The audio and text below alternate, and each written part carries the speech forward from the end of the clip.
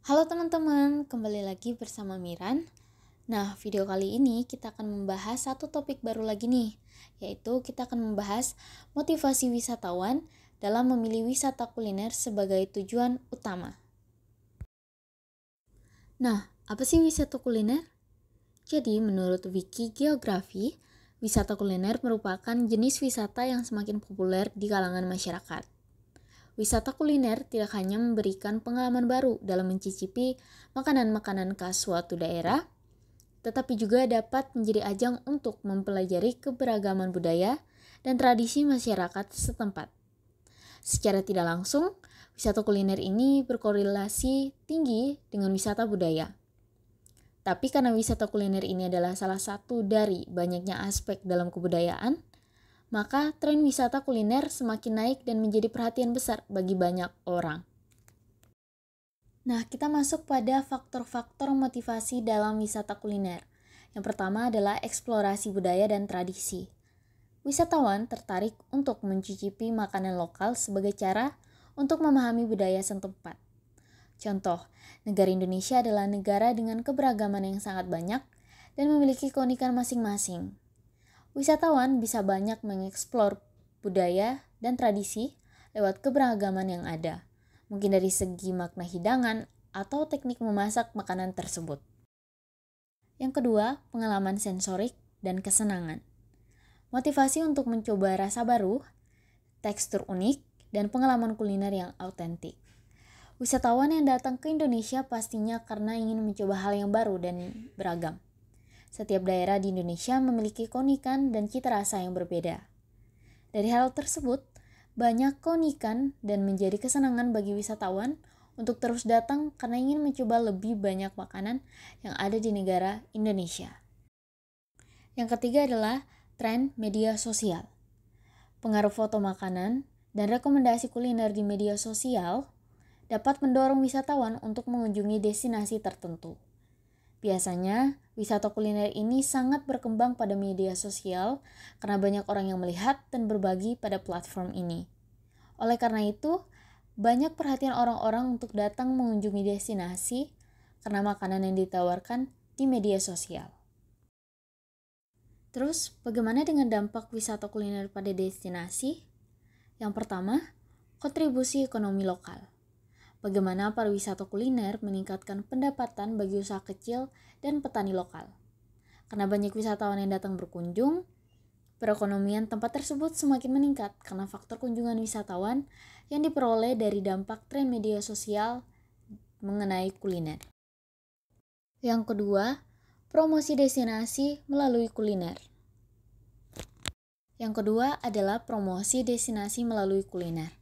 Nah, teman-teman, wisata kuliner ini juga bisa sebagai bentuk untuk mempromosikan destinasi yang kurang dikenal. Nah, promosi wisata ini bisa melalui kuliner karena sebagai bentuk keunikan yang berbeda.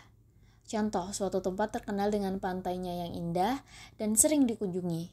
Dan tempat lain menawarkan hal serupa, tapi kurang dilihat dan dikunjungi oleh wisatawan. Destinasi pantai kedua ini bisa menambahkan wisata kuliner dari hasil pantai tersebut untuk memikat wisatawan. Sebagai contoh, jadi wisatawan bisa memandangi pemandangan yang indah disertai dengan makanan yang lezat.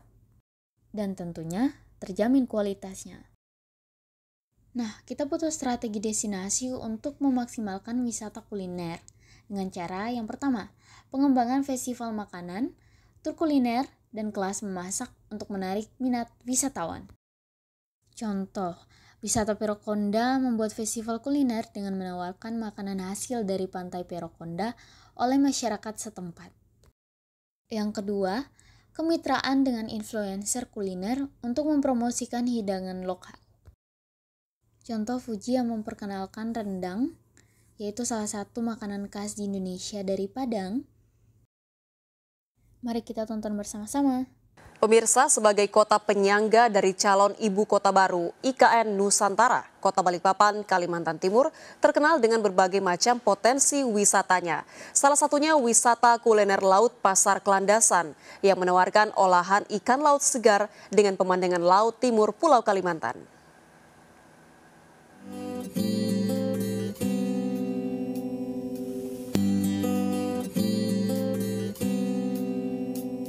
Nah, saat ini saya sudah berada di kota Balikpapan, di mana bagi siapa saja yang hendak menuju ke IKN harus terlebih dahulu ke kota ini. Kota ini terkenal dengan kotanya para nelayan dan juga terkenal dengan makanan lautnya. Saya akan mengajak Anda untuk berkeliling di kota ini.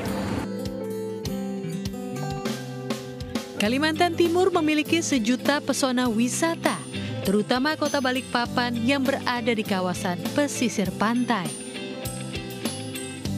Seiring dengan pembangunan ibu kota negara yang baru, kota Balikpapan yang menjadi kota singgah menuju IKN, kian ramai menjadi tujuan wisata.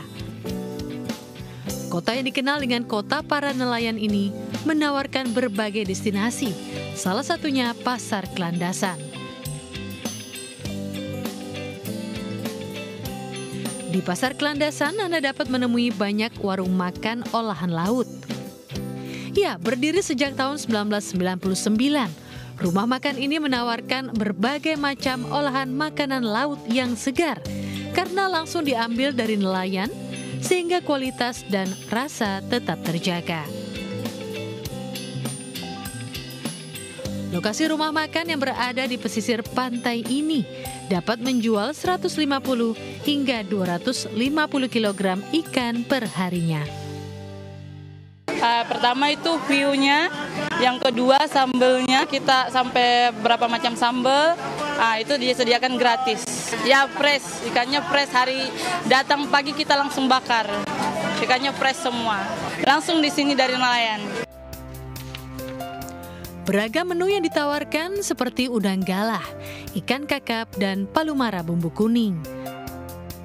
Harga yang ditawarkan cukup bervariatif, mulai dari 30 hingga 80 ribu rupiah.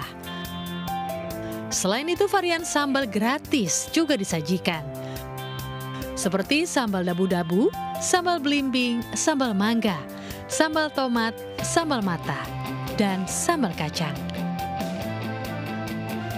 Pengunjung pun puas dengan ragam sajian yang ada di sini. Alasannya pertama karena dekat laut, mungkin bahan-bahannya segar gitu ya, fresh semua. Ya selain itu view-nya enak kan, menghadap ke laut, gitu kan, segar, tiup angin gitu. Apabila Anda berkunjung ke Balikpapan, Kalimantan Timur, restoran ini bisa menjadi pilihan untuk berwisata kuliner. Selain harga yang terjangkau, Anda dapat menikmati hidangan laut segar lengkap dengan pemandangan lepas pantai timur Pulau Kalimantan. Nah, pemirsa, itu udah tadi jalan-jalan saya di Balikpapan, di kota nelayan. Dan kalau kita lihat, potensi dari Balikpapan ini begitu luar biasa. Dan bukan tidak mungkin dengan adanya pariwisata, kemudian juga tempat-tempat kuliner semacam ini bisa meningkatkan taraf perekonomian. Apalagi nantinya ini di Kalimantan Timur akan menjadi provinsi yang memiliki dan juga menjadi ibu kota negara baru ataupun juga IKN Nusantara. Dari Balikpapan, Camar Haenda Laksana, Ilham Zarkasi melaporkan. Dari video ini, kita bisa mengetahui bahwa memakai teknik promosi melalui wisata kuliner pun menghasilkan citra positif, dan banyak orang tertarik dengan hal ini karena menawarkan sensasi yang baru. Tempat destinasi tersebut mulai dikenal dan juga dari berita ini mempromosikan dengan sangat baik dan ditonton banyak orang. Kesimpulannya, wisata kuliner tidak bisa dipandang sebelah mata karena membawa dampak yang cukup baik untuk popularitas serta perekonomian bagi tempat tersebut untuk dikunjungi. So, cukup untuk hari ini. See you in the next video. Bye-bye.